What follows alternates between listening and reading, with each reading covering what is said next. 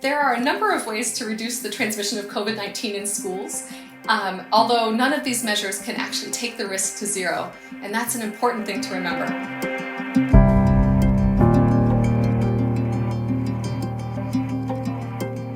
Here at RAND, we did a study where we talked to school and public health officials about the feasibility of implementing these different measures in schools. Now, this was well before the COVID-19 pandemic, when this was just a hypothetical situation. But now that the pandemic is no longer hypothetical, these issues are really coming to the fore. So what we heard from the school and public health officials is that some of these measures are more feasible to implement. So it's disappointing to cancel band practice and choir rehearsals and field trips and assemblies, but it's certainly feasible. The other measures that we talked to them about were really dependent on the school's location. So is it in an urban environment or a more suburban or rural?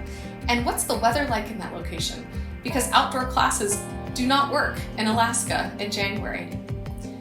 We also heard from teachers that some of the measures that could be considered are, outright laughable when you try to picture this actually being feasible to implement. So trying to keep students 6 feet apart while changing classes in all different directions would require a lot of enforcement and a lot more staff and resources to make this possible. And other ideas, such as trying to move desks in a different arrangement, etc., would really require new equipment and different equipment than what schools currently have.